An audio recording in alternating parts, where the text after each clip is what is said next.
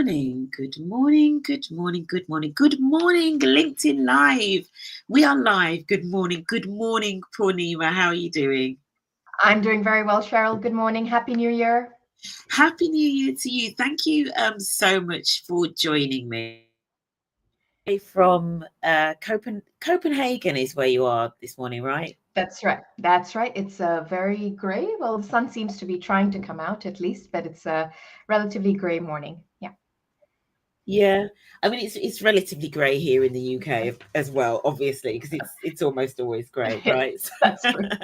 But thank you so much for joining me. So we have got a bit of an international LinkedIn Live this morning because we've got Poornima on from Denmark. So good morning. If you are watching us live, good morning. Thank you so much for joining us. Really hope you've had a good week. I know that for a lot of people, it's been the first week back, so it's been a little bit hectic and busy. I don't know whether that's the same for you, Poornima. Is it your first week back? It is indeed, and it started with a bang, all in a good way, but it's been really intense start. But that's always a good sign, right? To what the year holds ahead. Yeah. First week back proper for a lot of people. So hope the week hasn't been too stressful. Hope it's been a very good start to the year.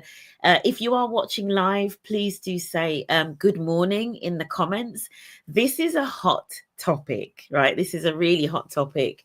So if you're joining live, please do say good morning in the comments. If you're watching on the replay, thank you so much for taking some time out of your day, because I know everyone's incredibly busy. So a little bit about Poornima. We've got our first good morning. Good morning, Liz. Liz is actually one of my mentees here in the UK. Liz has a global role. Hey y'all, good morning, Liz. And also we've got Sophia Nichols. Good morning, Sophia. Morning all. Really looking forward to the conversation today. This is going to be a good one. I mean, I would encourage you, if you're on already and you've got any specific questions for Poornima, please do put them in the chat. We're gonna try to kind of stick to 30 to 40 minutes maximum, but you never know how this conversation's going to go. Janice Prentice, morning. Janice here from the Netherlands. Good morning, Janice. I wonder what the weather's like in the Netherlands. I'm going to guess it's probably a little bit grey as well. But Janice, please do let us know what the weather is like in the Netherlands. We've got another good morning, and it just says LinkedIn user. And I know sometimes it does that when there's a particular person that joins, but I don't want to have a guess. So we will see who that person is. Good morning, all. Good morning, Artin. Good morning from Sweden. Gosh, this really is a global LinkedIn Live. This is obviously your Poornima. Good morning, Artin Shams from Sweden. Good morning, Clint Van Heerden. I hope I pronounced that correctly. Good morning, everyone.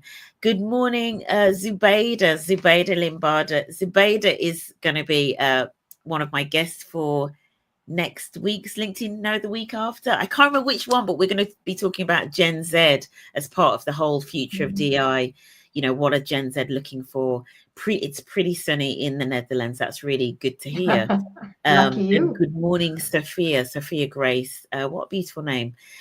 Good morning, Sophia. Right. So I've got the incredible Dr. Poornima Luthra. And for anybody that's on, I would encourage you. Hello from Copenhagen. Another person in Copenhagen, Mylin, good morning. I'd encourage you to check out Poornima's bio, and if you've got any questions, I mean, you know what the topic is, right? So if you're a follower of Poornima, you will know that she's done this crazy experiment of waking up with Andrew Tate every morning. Well, not exactly waking up with Andrew Tate, but listening to some different voices for a period of 4 weeks. So just a little bit about Poornima, although I haven't got time to read all of Poornima's bio because she's so accomplished. There are too many things for one LinkedIn Live. But Poornima Luthra is amongst a lot of things, but I'm going to start off actually. She's an author and an academic. So some of her books, Leading Through Bias, which isn't only published in English, it's also in Danish and Italian, The Art of Active Allyship. And that's interesting, active allyship, because we know allyship is a verb, right? It's not just a noun. And Diversifying Diversity. Poornima also contributes to Harvard Business Review. So definitely in the writing space, academia, you really are, you know, I've been describing you as, you know, the sort of consummate researcher when it comes to DEI, right? Really getting into the science of DEI, but also obviously an academic. So Poornima is an associate professor at the Copenhagen Business School, public speaker all over the world, has done TEDx, has been on, you know, numerous stages, contributes to Harvard Business Review, as I mentioned. Was until relatively recently visiting faculty at Imperial. But just tell us a little bit about your background, because I know you have also lived in many countries as well, right? I remember when we connected last year, you were saying about this. So just tell us a little bit about, you know, your own background in terms of experiencing different cultures, etc. Oh, I'd be happy to, Cheryl. Thank you for the warm introduction as well. Delighted to be here, and I recognize a lot of the names of people who have joined in from my network, so thank you so much for joining this morning. So I was born in Bangalore, India, and at the age of 6 months, my dad got a scholarship to do a Commonwealth scholarship to do his PhD at the University of Manchester. So this was the first time my parents had got on a flight to leave India. So it was a big change, of course. Wow. So we moved. I was 6 months old when I landed with my mum. My dad had moved first, and then my mum followed with me in Manchester. And so I spent the first 4 years in Manchester in the UK. And then when my dad finished his PhD, he got a faculty position in Singapore at the National University of Singapore. And so the family moved there. So yeah, so I've spent most of my life in Singapore. I'm a Singapore citizen. And I've also lived in Canada for about 6 months as a teenager. And then done 2 stints in Copenhagen as well. So my husband and I did one in 2005. And then, of course, now it's been almost 10 years actually living in Copenhagen. Yeah. So I see myself as a global citizen, Singaporean passport, Indian heritage, and definitely influenced by Nordic values and ways of life. Yeah. Yeah, that is so interesting. And no doubt, you know, all of that kind of rich cultural experience comes into your work, I'm guessing, right? Absolutely. And that's one of the things that when I set off, so I started my research in diversity, equity, inclusion during my PhD program. That's when I got introduced to the theoretical perspectives, you know, Kimberly Crenshaw's work on intersectionality, critical race theory, all of that pivotal work, feminist theory as well. And that really began the journey.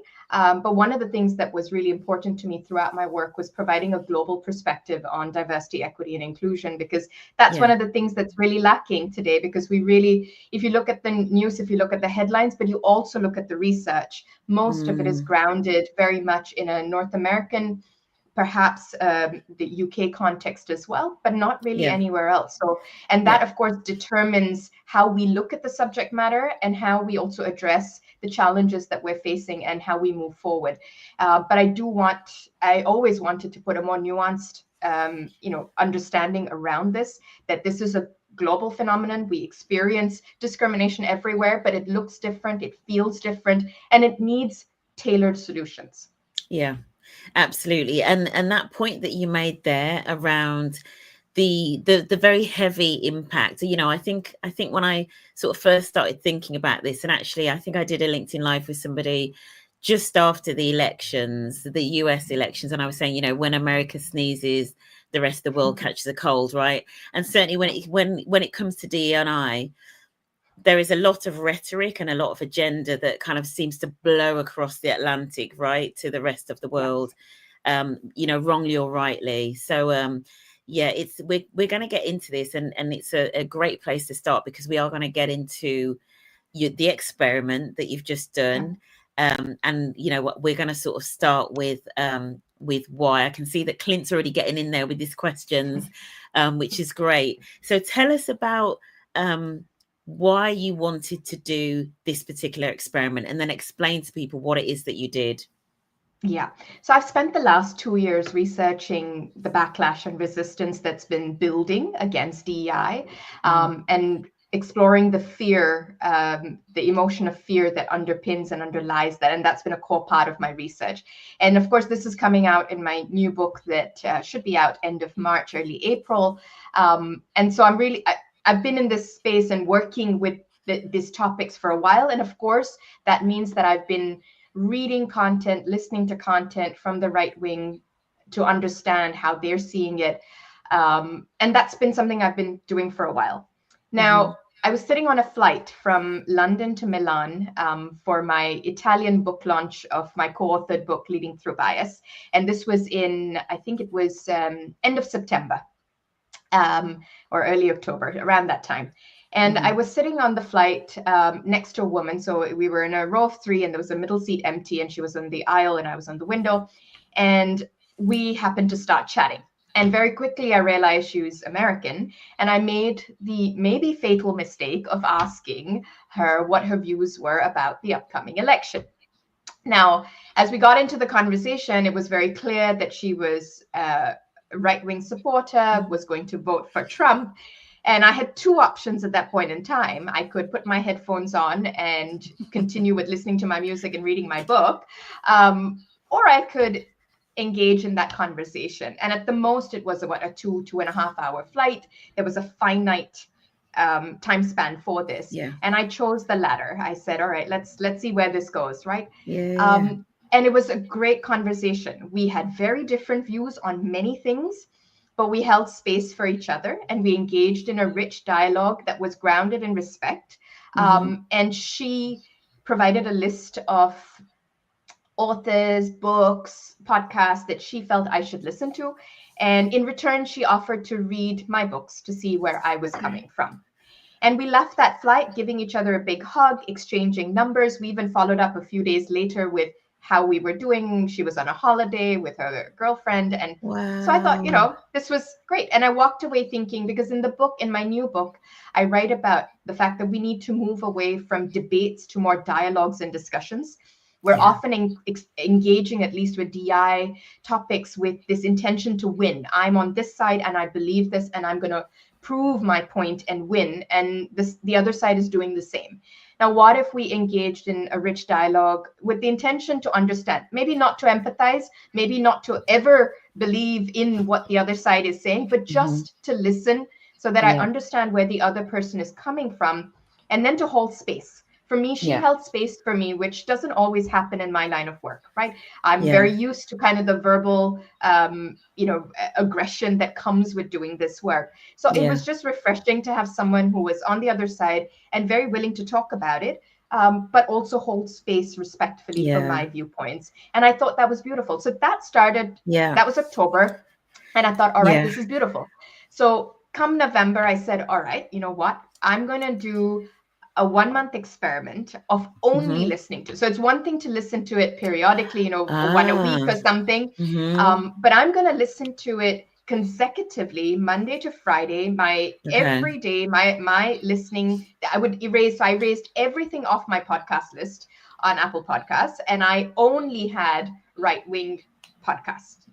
So that was a series of people that I was listening to. So I literally erased everything. So there was no temptation on my part to go back to listening to the voices that I love and enjoy listening to. Okay. And I only had these right wing. And it was a bit extreme. And I'll be honest, there was backlash to that as well, because I was now subscribing to these voices. And there was a good group of people in my LinkedIn network who were not happy with that. That why would I be giving them airtime and subscription to that?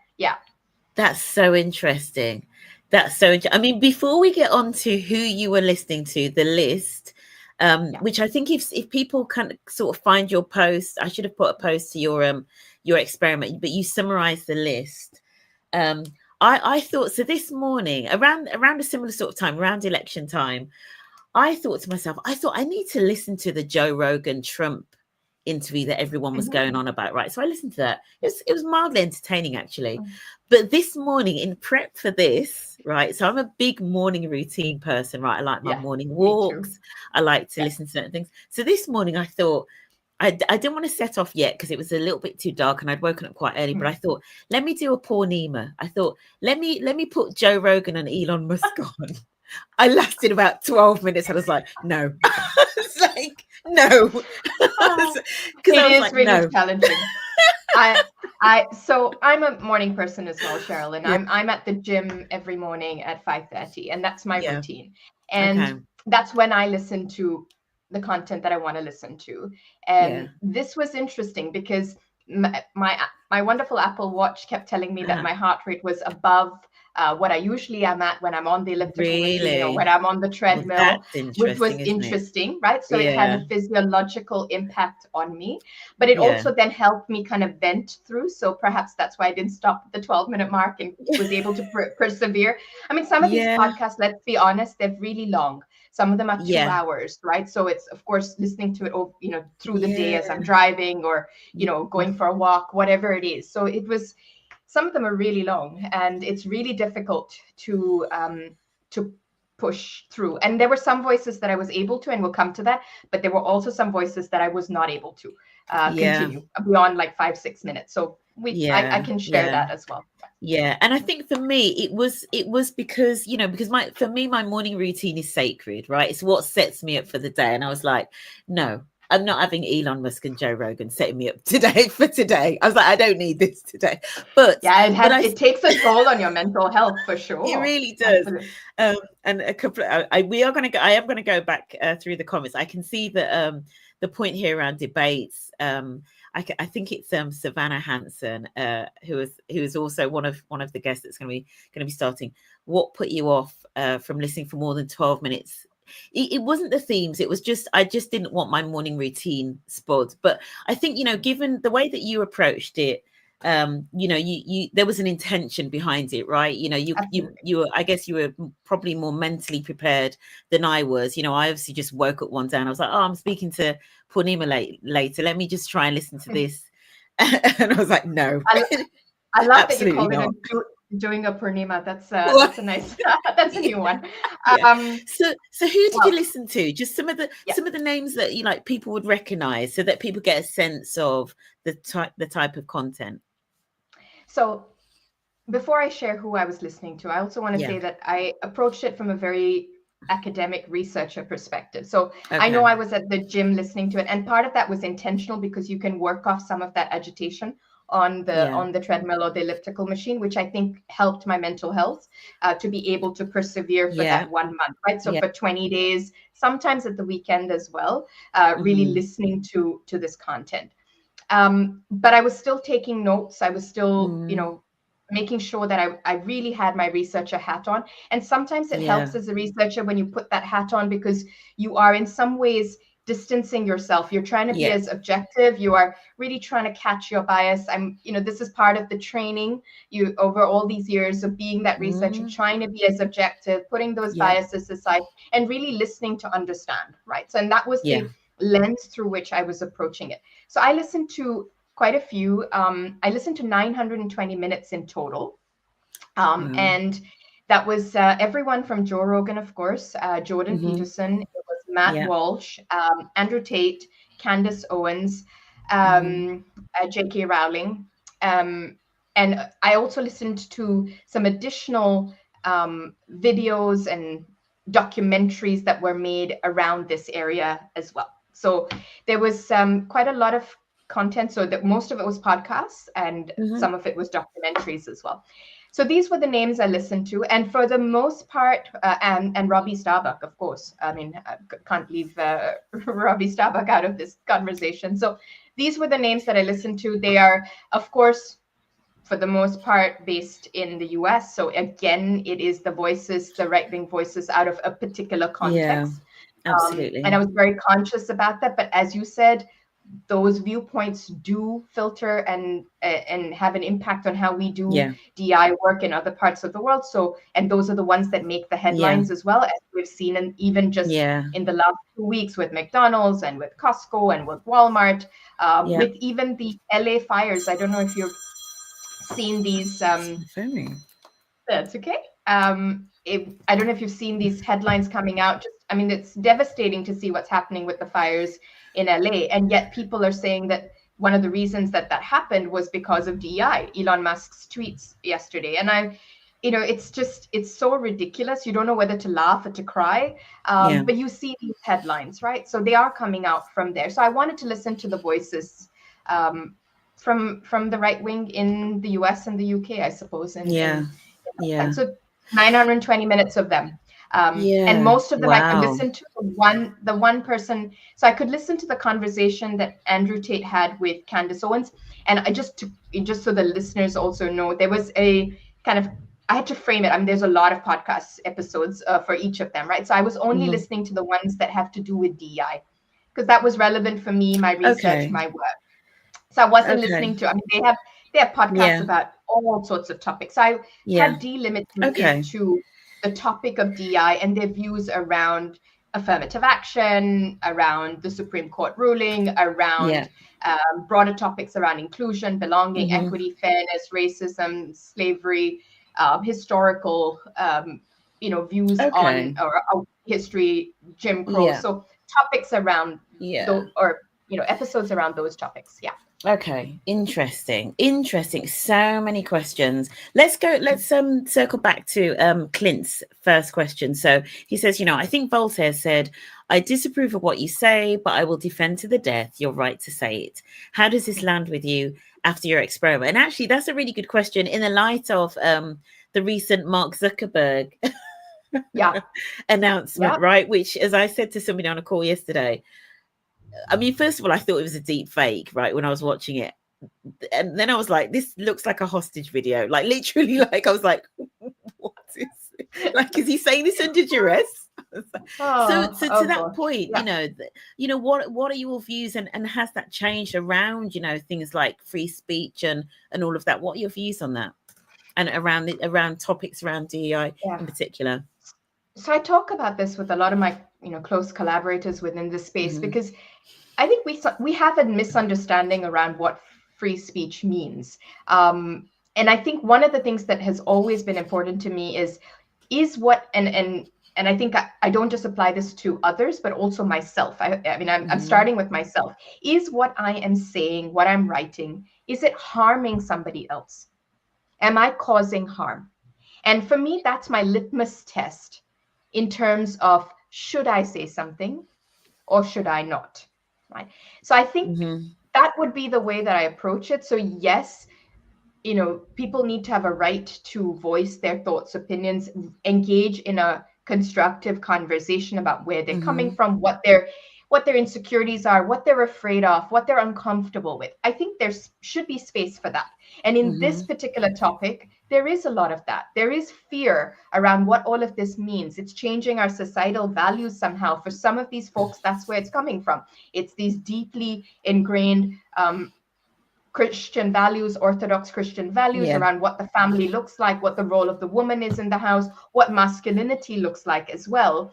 And all of this, what gender looks like, what sex at birth means, and how that relates to gender, the trans community. All of this is being challenged for them, and their worldview and values are being challenged by diversity, equity, inclusion efforts. And yes, we need to create space for them to come and have these conversations around these topics. But there is a line, because for most part, it's one thing to have those conversations and come with curiosity, ask the questions, hoping to understand where the other person's coming from. But when it gets into that toxic narratives and rhetoric where it is harming groups of people, individuals, that's where I draw the line. So I'm all about having discussions, coming with curiosity. I don't believe everyone needs to agree with everybody else. I do think there's space for different viewpoints, different approaches. I mean, that is what, at least with academic freedom, that is what part of being an academic is also about. Freedom of speech is one part of this, but academic freedom as well. But at the same time, it also, there is a line. And now that line is, of course, gray, and everyone's going to draw that line differently as well. But there is a line where it causes harm. And that is where, for me, that's a red line. Yeah. The whole it's interesting. I wanted to pick up on something that you said, because you said it when we're sort of teeing up the conversations, where you talked about fear and almost the sense that some of the backlash is being driven by fear. And you said there around fear of, fear of, I guess, the challenge to the family structure, the role of women, the role of men, etc. Is that certainly, in terms of what you've found so far and what you've synthesized, is that, would you say that that is one of the overriding fears around DEI, or is there more to it than that? That is one of them. One thing is to look at this 4-week experiment, but it very much aligns with my research over the last 2 years, really looking at those that see DEI as a threat, right? What are the emotions associated with it, and comes down to that core emotion of fear. And fear of change is one of, it's in fact the first fear that I address in my new book that's coming out. It is fear of change. And while I'm looking at it from a corporate or workplace perspective in the book, when I look at the experiment, the 4-week experiment, it very much is the same fear. It's the fear of my worldview is being challenged, and I am uncomfortable with that worldview being challenged. That's where a lot of this comes from.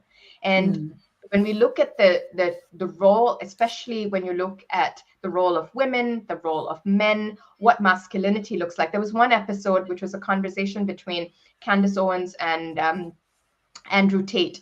And that was one of the most difficult conversations to persevere through, because it was a woman who was talking about how she sees masculinity.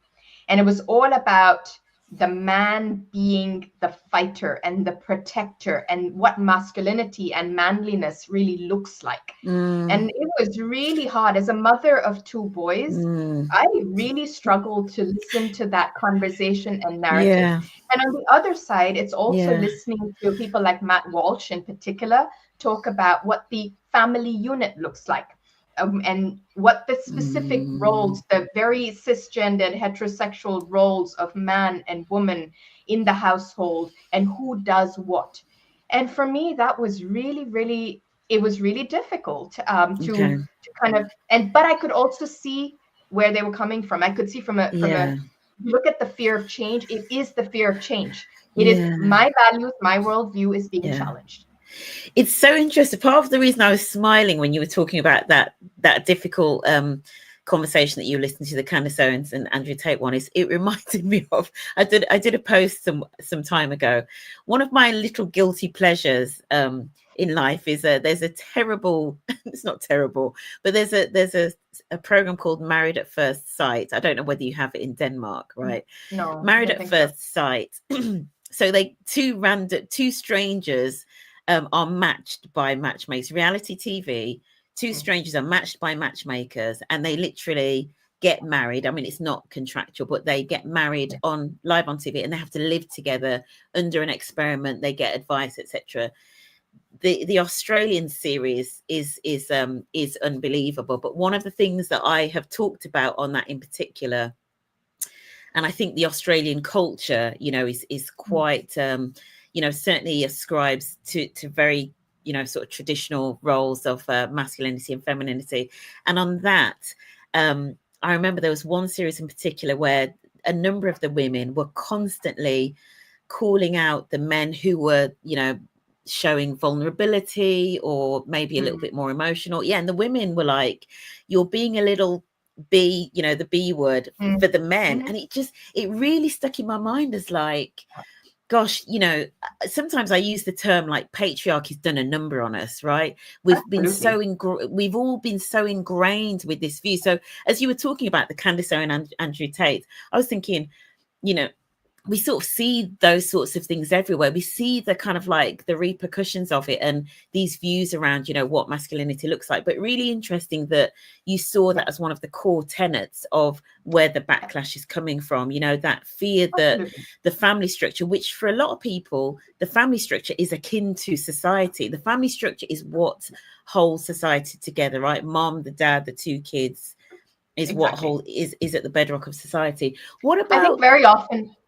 I think one of the things when we look at patriarchy is we often assume that it is male members of our society who are upholding it and sustaining it. And yes, there are sufficient male members of our society that are upholding and sustaining it, but there are also women.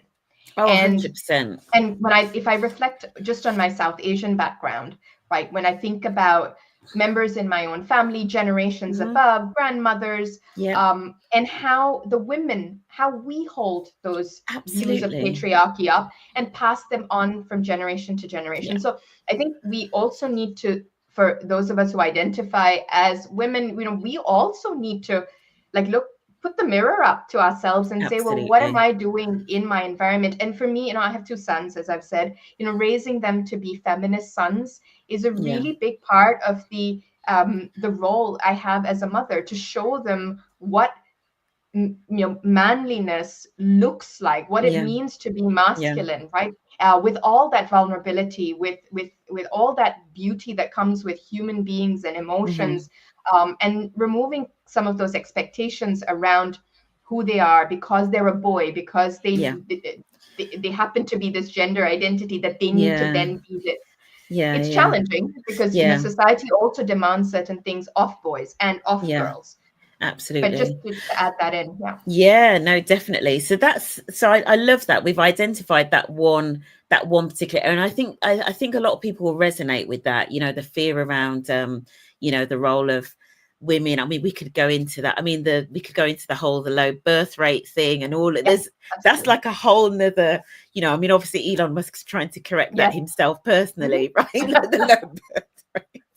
Right, so we could go into that, but what about the other thing I want to bring into, though, because it links to DEI, links particularly. So in the US, sometimes when the term DEI is used, often what they're actually talking about is affirmative action, specifically race-based affirmative action. So what are your thoughts in terms of the role that has played in the backlash? Just explain what you've unpicked with that. So one of the key themes when I did the listening, wrote out my notes, and then I analyzed the data, my reflections, right? And I used, of course, qualitative methodology to really understand and pick out the themes, what is known as, for those who are interested, the Gyoya method, really trying to pick out, themes and aggregate the themes together. One of the key themes was around our understanding, so knowledge.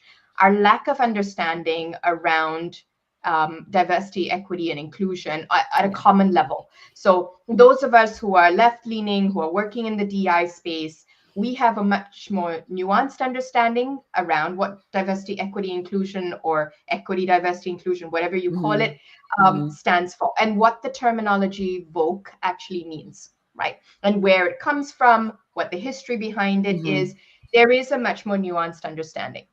Now, I don't think it is right to say that the right doesn't have that, but they're choosing to interpret it in a particular, very narrow way. I don't think it's right for me to say that they don't have. They probably do, but they're choosing to intentionally adopt a very narrow view around it, equating it to affirmative action, equating it to race-based discrimination, and that is how they're choosing to look at it. And even the term woke has been weaponized, right? And we've given them, in some ways, it's so easy. It's an acronym, DEI. It's a short phrase, woke. And it's so easy to say that I am anti-DEI, I'm anti-woke. One of the things that I write in my new book is when I have conversations with people who are leaning towards the right, one of the things that I want to engage, and I do engage with them on, is how do they feel about being valued for who you are, your uniqueness, wanting to be in an environment, in workplaces, in society where everyone is treated fairly, and that core feeling, human desire, need to belong. Now, can those that are sitting on that side actually say that I am anti-uniqueness, I am anti-fairness, and I'm anti-belonging? And I very much, if you ask them honestly, to have that deep reflection, I don't believe that they can say that. So it's also the misunderstanding of very myopic view around diversity, equity, and inclusion, which is I think the core of the issue that we have over there. Now, one of the things I also want to highlight here is, that when we talk about belonging, and you wonder why people go down the pathway of being part of groups that are right-wing, that are engaging in protests, more violence, perhaps even. And this was Dia Khan's documentary, which is fascinating. She goes undercover in the US. She's from the UK, if I'm not wrong, and she goes undercover in the US to speak to right-wing voices. And in all her conversations, it comes down to that most of the people who engage with right-wing activities have had difficult experiences, unfortunately, in their childhood. That there's some deep trauma that they are holding on to, that they've experienced. And you can't help but feel that sense of, empathy towards that deep trauma that they've gone through. It could be, a step parent or something in the family unit that has caused that trauma. And for them to feel powerful, for them to feel significant, for them to feel like they belong, these right-wing groups provide that. They can exert power over others. They feel like they have strength. They overcome that fear of society, of people that are closest to them, because they found that sense of belonging within these groups. And this is what the right-wing groups, they leverage, right? They're looking for people with those insecurities, with that trauma, to get them in, because they provide that space where they can then exert power over others. So that was another big finding for me. Really so knowledge is one part of it, and then it's this whole identity part of it, and childhood traumas and how much they feed into, which also then relates to that whole body of work around, well, how much do we also need to pay attention to how we're raising young boys, right? And paying attention to some of those gaps that we have in education systems, societal systems, parenting as well, in how we're nurturing young boys, and what that then grows up to toxic masculinity. A lot of those topics come up there as well. Yeah. I want to just come back to a couple of questions in here, because there's one. First of all, somebody asked if you could repeat the name of the research method that you mentioned. It's could called you spell the Gioia, I will. Gioia method, Gioia. Perfect. It's a well-established qualitative method to code qualitative data. Right. Perfect. And then thank you so much, Zubaida. Zubaida has shared the link for Dia Khan, who Zubaida says Dia is incredible. She's amazing. Okay, perfect, amazing. Something you said about the right wing, and I'm not aware of Dia Khan's work, but one of the things that I wondered whether it contributes, and some people that will have seen some of my posts, there's one of the books that I love. I can't remember if we spoke about this when we first connected. There's a book called The Righteous Mind by Jonathan Haidt. So it's called The Righteous Mind. Yeah, why good people are divided by politics and religion. And one of the things that's in that book is moral foundations theory, which, there are these pillars of different aspects of morality, different foundations of morality, right? Like sanctity, loyalty, authority, harm, fairness, care, etc. And there is a view that, those of us that are on the left or left leaning tend to put more weight, so actually they've done the scales. I mean, it is still quite North American, but tend to put more weight on like the kind of the harm, the care, and that's why we tend to be in this kind of work. And those that are on the right, it's not to say that they don't care about, fairness and all of that, exactly like you said, but they potentially put other things higher, as in like sanctity, loyalty, so being a patriot, so loyalty to the flag and all of those sorts of things, they put as higher than, so which links back to the harm point. And Sophia said something about, in terms of drawing the lines, how do you know what harms and what does not? And, is the golden rule a helpful benchmark? But I think there's something about, if you have a moral framework, that means that when you think something is threatening almost like a healthy framework for society, then I guess some people on, that have those views think actually they need to speak up, or they need to stop that thing, right? That's kind of where some of it's coming from. Sophia, I don't think I have a clear answer for you, because I actually think it's really difficult to determine what causes harm, what doesn't. And it's also so individual. Something that I do may not cause harm to someone, but might cause harm to somebody else. So I think it's also, we're learning as we go along with this. But I think moving away from only thinking about intention to also thinking about the impact that my actions have, what I say has, is really where we need to be. Because I think there's a lot of excuses in the DI space. Oh, but I didn't intend to say it that way, or I didn't intend it to be that way. But it's not just about intention. It is about impact. And it is about the harm that we cause when we say something, even if it is inadvertently, it is still causing harm. And we need to take responsibility and we need to hold ourselves accountable, and we need to use it as a feedback mechanism to say, all right, this is what I'm learning from this, and I'm going to do better the next time. So I don't think defining what harm is easy. I actually find it difficult. I myself make mistakes, around some of the things that I say or do, but it is always that learning cycle that you're going through.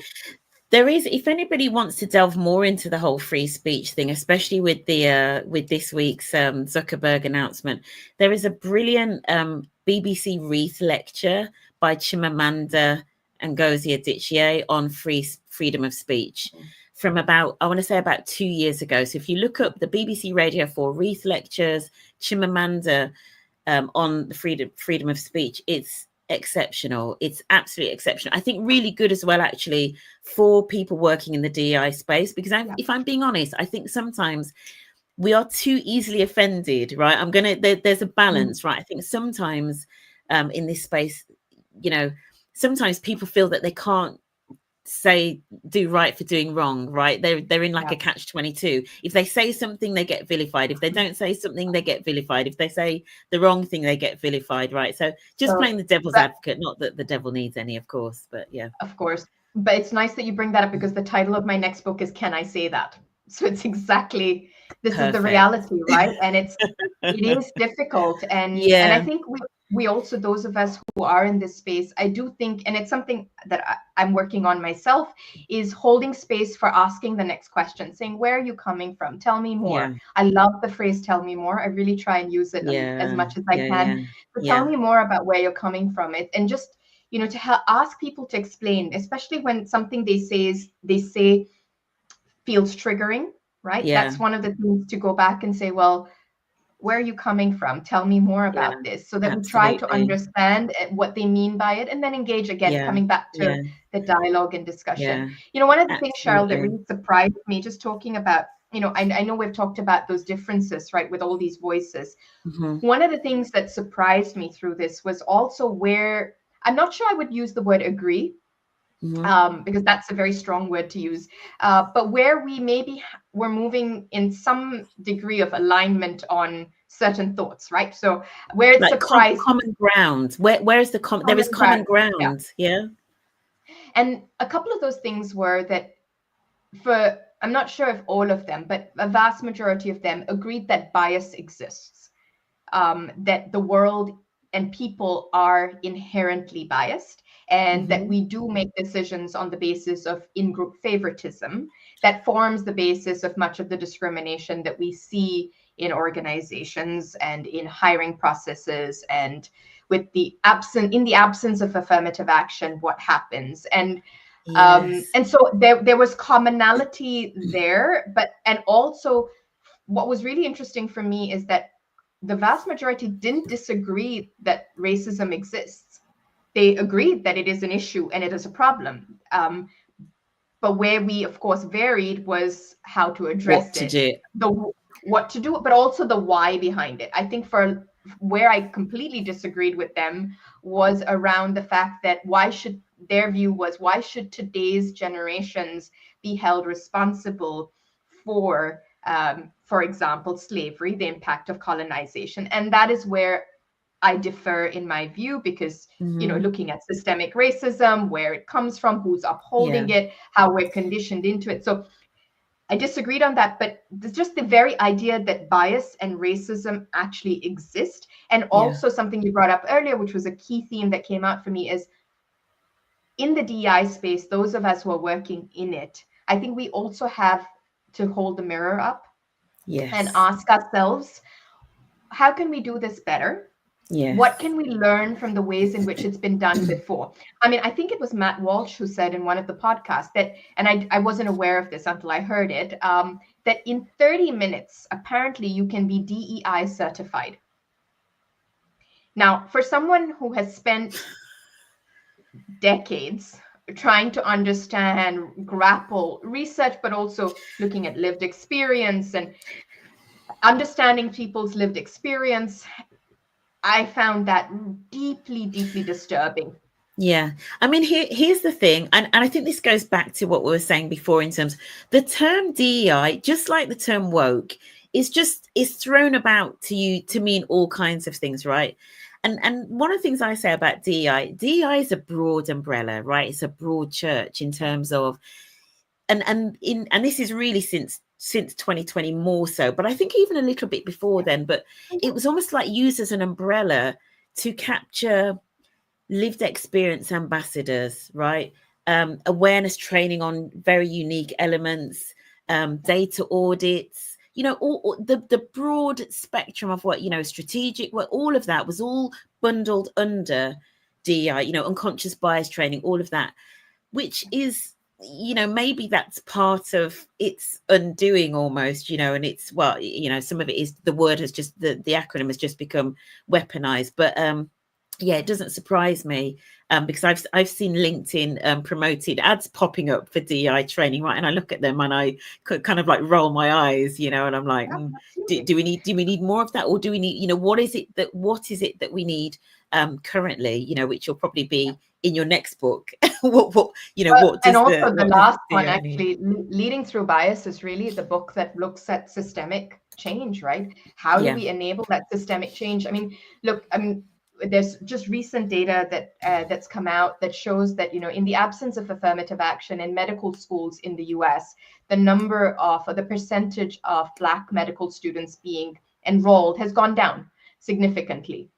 Hispanic students as well. And so what this tells us is that we have not done the work to address the systemic and cultural change necessary. And this has always been something I've written in all my books, that, this is the problem with affirmative action. And that's something, again, common ground, where we agree that there's an issue with the way affirmative action has been used, because it's been used as a quick fix without us actually, if you want to have quotas, if you want to have targets, sure, but that should not be the be all and end all of what your DI efforts are. It's actually getting into the systemic and cultural change that needs to be done, so that one day you don't need that affirmative action. When that affirmative action is pulled, when you don't have those quotas and targets, you don't need that, because your processes, your systems, your structures, and your culture are embracing of diversity. They are actually fair, and they embrace inclusion and belonging. So we have some real work to do. Absolutely. And let's just clarify, because the affirmative action, I always think it's really important actually for people that, given that a lot of the backlash is coming from the States and kind of wafting its way across the Atlantic, I do sometimes think it's really important, especially for people that aren't in the States, to understand some of the problems with affirmative action and just do a little bit of research on affirmative action. The court case around was it Harvard and Northwestern, I want to say, in terms of the academic kind of entry, because the problem with affirmative action was, unlike DEI, which is just around, we make everything accessible for everyone, right? We make the processes fair, etc. Affirmative action was basically, if necessary, we will lower the standards. Right, there could be times when we maybe would lower the standards so that others get in. So it's seen as just not being a merit-based system. Now, certainly here in the UK, the closest thing we had to affirmative action is positive discrimination, which is unlawful. So even, we don't even have anything really that's akin to affirmative action, which, I must admit that that's the one thing that I wish more people were aware of, especially in the States, and for anybody in global organizations. Affirmative action is not DEI, No, and affirmative action, positive discrimination, is different from positive action. And that's something that we need to keep in mind, because positive action is about making sure that the process is on merit, that you are at the end of the process, if you have two candidates which both could do the job, you then have a right to, in positive action, then hire the person from an underrepresented group to increase the diversity in the organization. And so this is a nuance that not a lot of, unfortunately, it's not talked about enough, that there's a difference between affirmative action and positive discrimination. And that brings up the whole discussion around meritocracy, which also came up in the themes in the podcast. And of course, the myth of meritocracy as well. How do we look at merit? What is merit? So it's also when we talk about lowering standards, I also want to then have those discussions around, well, what does that actually mean? Because, someone from a certain cookie cutter way of looking at it, it might seem like we're reducing the standards, but could it also be that the person's bringing something else to the table that we haven't considered because we haven't seen it as something that is of merit? So it's also, what do we look at as merit? Merit in itself is something that is deeply flawed in our understanding of it, because it is, again, grounded in a very capitalist way of how we look at merit in itself. So and what success looks like. And so we've also got to challenge ourselves on that as well. Yeah. We haven't got time enough to do this. You're going to have to come on for a part 2, Poornima, because there's so much. I mean, even in the comments, honestly, thank you all so much for the comments, because I can see, even if I just go back slightly, I'm just swinging back to Professor Inez Brown. Good morning, Inez. We're 3 centuries of not accepting difference in people who want to belong. Why we're still having the same conversation, and the dial seems to be reversing. And I agree with you, Inez. At times it does feel like 1 step forwards and 2 backwards, or 2 forwards and 1 backward. Lots of comments here. Clint talked about, did you find yourself agreeing with anything? So we've talked about the common ground, which I think I would say agreeing, though. Agree. Yeah, I think as DEI practitioner, I would say that I think something we can all take away from this is looking more for common ground, because actually it's when you find common ground that it's then easier to bring people on a journey, right? And you go on a journey together, and you learn some things from them and they learn some things from you, right? One of the things, dialogue and not debate. Yeah. One of the other things that I want to say, just in response to Clint, was I think what I saw in comment where I agree on is that all of us want to feel valued for our uniqueness. We want to be treated fairly, and we want to feel that sense of belonging. That is where I would say it's not just common ground, but I actually would agree with them that is what we all want. The question is, how do we want to get it, and who do we want that for? I think where we're seeing it, we want it for everybody. They're looking at it a little bit differently. Absolutely. I wanted to come back to something on the positive action, that because I know we talked very briefly about positive. So to anybody in the UK, do your homework on like the section 148 and section 149. I'm going to say, I think it is on the positive action. But also there's a really interesting paper that the Meltzer Center, which is part of the NYU's Diversity and Inclusion Center, they've done a brilliant paper. I think some of it's been published in an article in Harvard Business Review about the legal changes that have come in the States, based on case law, etc., on the back of, the rolling back of some of the DEI. And even that example that you gave, Poornima, which we call in the UK, I think we call it the tie-break rule. I think they've even mandated and said that they will not accept that in the States. So, if you are supporting clients in the States and all of that, just, delve into the legalese, etc. A really good question here from Chinru Fu. Did you change your mind on anything post listening to these podcasts? I love that question, Chin. Did you change your mind on anything? I think I think one of the main things is that I will continue listening to these voices periodically, more so than I've done before. So, but it's also given me a lot of information and a lot of valuable insights into how to engage in a dialogue with those that sit on the other side, right? On the other side, I put in quotation marks. So I'm not necessarily sure it changed much. I was pleasantly surprised that there was common ground. And I think that can be used as a basis for having those dialogues and discussions. I'm not sure it changed much of how I see things, it reaffirmed some things around my belief that we need to do better as a DEI community in how we're doing our work. So that was something that I got evidence for to support some of my own views, pre-held views around, well, you know, I think those that are doing it more performatively, that are not that these 30-minute certification things, I mean, we need to be addressing those. Yeah. We'll definitely come on to that. Yeah, another good question from Clint. Would you be a guest on which podcast would you be a guest on if you could be? Actually, I'd be happy to be a guest. Actually, it's interesting because my US publicist for my new book, they asked me this question last night, actually, when I had my call with them. Come on, let's manifest it. So I would be very happy. So I said to them that I'd be happy to get on right-wing podcasts, but I have one condition, that the conversation needs to be respectful. I'm very happy to have those conversations. So I would get on a podcast with Joe Rogan, Robby Starbuck, Matt Walsh, Jordan Peterson, very happy to, but they need to be respectful. And if they're able to stick to that, I would be happy to engage with them. Okay. Interesting. That's my condition. Interesting. What I'm gonna add something into it as well. You know, I meant to say this a lot earlier. The thing is, I think when it comes to DEI, if I'm being completely honest, I don't think the backlash is only coming from the right wing, if that makes sense. Obviously, there are reasons why it's there, but I listen to, and I'd encourage anybody to listen to this as well. Diary of a CEO podcast. Just before the election, Stephen Bartlett with Scott Galloway. You know, so Scott Galloway very left-leaning, actually. And they, in that, you'd have to forward to, I can't remember where it is. There's probably a timestamp somewhere. They talk about DEI very specifically.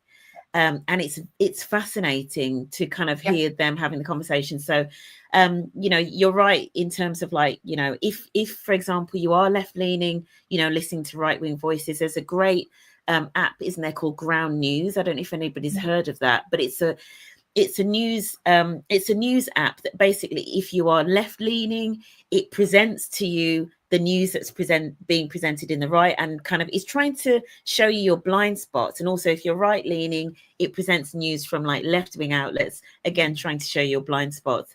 But yeah, we all need to be doing more of that, definitely.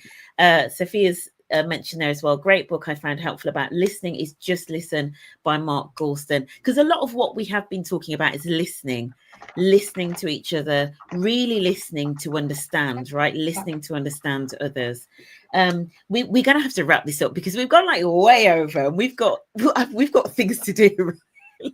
But you're gonna I actually have to run for a keynote very soon, so Final it's been question, amazing, Cheryl. Yeah. Final question. The name of the app is Ground News, Liz. That's the name of the app. Final question. Just advice to anybody that's listening to this and maybe wants to give it a try. Would you recommend it? And how should they go about it if they wanted to? If they want to just broaden their perspectives and get out of their echo chamber?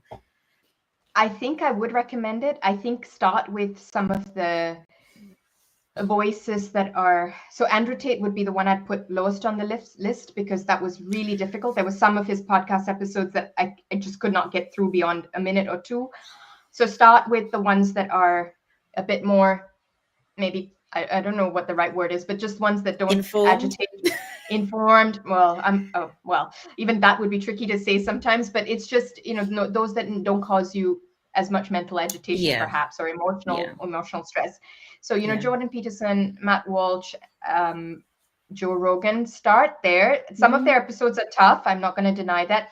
If you're someone who enjoys exercising and doesn't mind getting your heart rate up, do it while you're exercising, because that's a good way to let the steam off. But I would encourage people to do it, but protect your mental health, please. If at any point in time you feel that it's affecting you, your relationships, how you see the world, stop.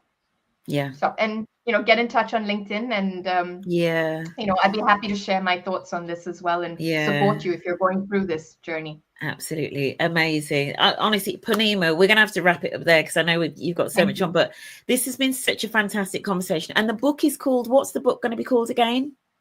Can I Say That? Can I Say That? And when is it out? When is that going to be out? Pre-orders should be early February, I think, is what Peterson, who's my publisher, is looking at. And the book should be out in April.